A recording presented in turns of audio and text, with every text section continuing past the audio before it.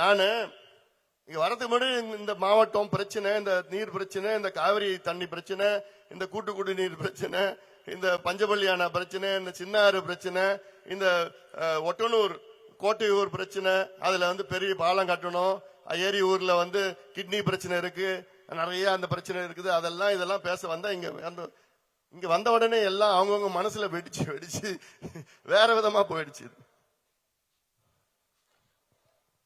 ஆனாலும் அவங்க எவ்வளவு காலமா அப்படியே மனதை அடக்கி வச்சுட்டு இருந்து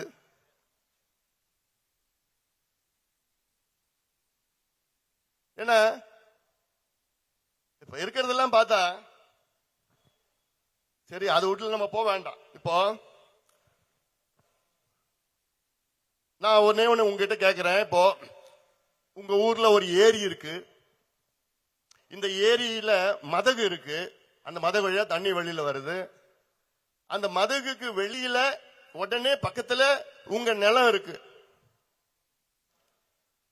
ஆனா அந்த ஏரியில வர தண்ணி உங்க நிலத்துக்கு அந்த தண்ணி பாசல, உங்க தண்ணி போல, உங்க நிலத்தை தாண்டி தான் கடைசியில் இருக்கிற ஒருத்தர் நிலத்துக்கு போகுது.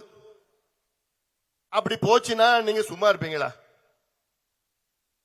ஏயா நீங்க கேப்பீங்க, அந்த பஞ்சாயத்து தலைவர்கிட்ட போய் கேப்பீங்க, ஏயா என் நிலம் தான் அங்க பக்கத்துல இருக்கு, எனக்கு தான் என் முதல் உரிமை, என் நிலத்துக்கு தண்ணி வந்த பிறகுதான் நீ அவனுக்கு கொடுத்துட்டு போ, கொடுக்க வேணான்னு சொல்ல நீ கொடுத்துட்டு போ அப்படின்னு சண்டை போடவே இல்லையா? நிச்சயமான சண்டை போடு.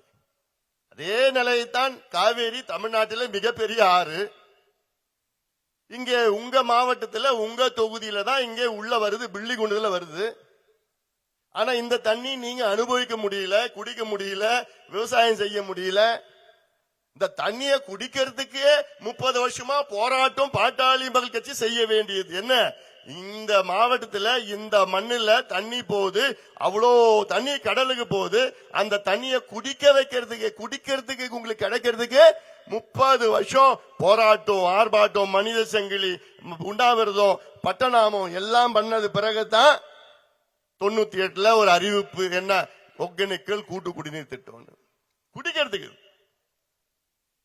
இதன் பிறகு 2008ல இன்னொரு அறிவிப்பு, அதுக்கப்புறம் 2008ல 2010ல ஒரு அடிக்கல், எதற்கு? இடைத்தேர்தலுக்காக. அதன் பிறகு 2013ல 14ல தான் இந்த திட்டத்தை அறகுறையா நிறைவேற்றி இருக்கிறாங்க. இந்த தண்ணியை குடிச்சா புளோரைடு இருக்கு. அன்னைக்கு ராமநாதபுரம் போயிருந்தேன், ராமேஸ்வரம் போயிருந்தேன். அப்போ நம்ம அப்துல் கலாம் அப்போ அவர் தவறிட்டாரு, அங்க நான் போனேன், பிரதமர் எல்லாம் வந்திருந்தாங்க, நானும் போனேன். அப்போ அந்த நிகழ்ச்சி முடிச்ச உடனே நான் இன்னொரு இடத்துக்கு போறப்போ ஒரு பையன் பார்த்து சிரிச்சான். ஏய் தருமபுரியான்னு கேட்டேன், பார்த்து சிரிச்சான், அவ்வளவுதான். ஐயா ஆமாயா எங்கன்னு கேட்டா, இங்க பெண்ணாகரம் பக்கத்துல ஏரியூர் பக்கத்துல சொல்லு. என்னன்னா பல்லு மஞ்சளா இருக்கு. என்ன அதுக்கு காரணம்? அதுல நீங்க குடிக்கிற தண்ணியில புளோரைடு அதிகமா இருக்கு. புளோரைடு என்றால் நச்சு பொருள். காலகாலமா இதுதான் குடிச்சிட்டு வர்றீங்க. பல்லு மட்டும் மஞ்சளா இல்ல, உடம்பெல்லாம் தேஞ்சி போய் எலும்பு எல்லாம் முறிஞ்சி இவ்வளோ பிரச்சனை காலகாலமா வருது. ஆனா இங்க தண்ணி போயிட்டு இருக்கு கடலுக்கு.